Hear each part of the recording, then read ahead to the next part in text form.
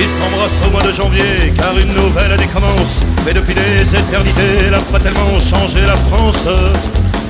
Passent les jours et les semaines, y a que les corps qui évoluent.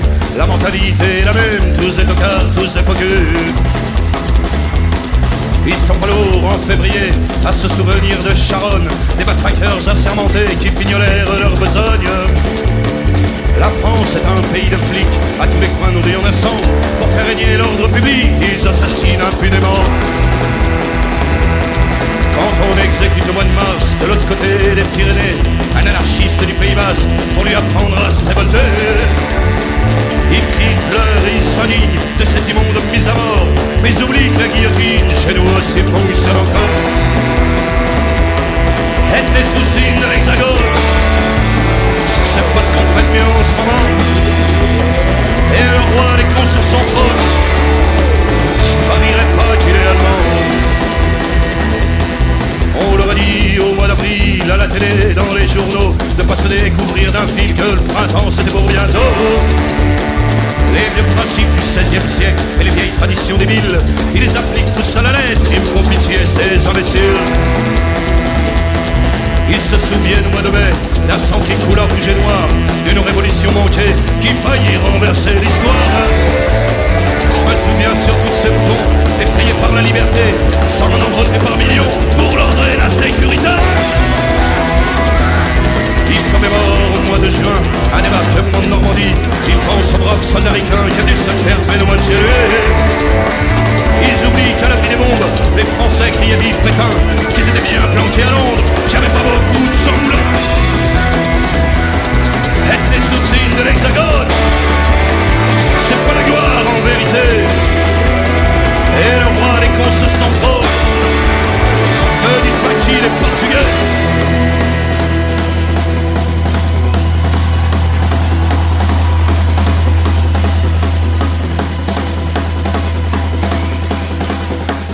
Ils font la fête au mois de juillet en souvenir d'une révolution qui n'a jamais éliminé la misère et l'exploitation. Ils s'abreuvent de balles populaires, feux d'artifice et de flonflon. Ils pensent oublier dans la bière qu'ils sont gouvernés comme des pions. Au mois d'août c'est la liberté, après une longue année d'usine. Ils crient vive les congés payés, ils oublient un peu la machine. En Espagne, en Grèce ou en France, ils vont polluer toutes les plages, mais par leur unique présence abîmer tous les paysages. Lorsqu'en septembre on assassine un peuple et une liberté, au cœur de l'Amérique latine, ils sont pas nombreux à gueuler. Un ambassadeur s'emmène, bras ouverts il est accueilli. Le fascisme c'est la gangrène de Santiago jusqu'à Paris.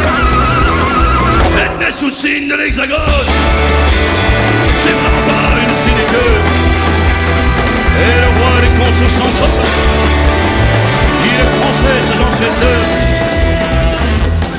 Fini les vendanges en octobre, le raisin fermente en tonneaux. Ils sont très fiers de leur vignoble, leur Côte du Rhône et leur Bordeaux. Ils exploitent le sang de la terre, un peu partout à l'étranger. Leur pinard et leur camembert, c'est leur seule gloire à s'étaler. En novembre au salon d'auto, ils vont admirer par milliers le dernier modèle de chez Peugeot qui pourront jamais se payer. La bagnole, la télé, TRC, c'est l'opium du peuple de France. Puis supprimer, c'est le tuer, c'est une drogue à accoutumance. En décembre, c'est l'apothéose, la grande bouffée, les petits cadeaux. Ils sont toujours aussi moroses, mais il y a de la joie dans les ghettos. La terre peut s'arrêter de tourner, ils rateront pas leur réveillon. Moi je voudrais tous les voir crever, étouffés de dindons marrons.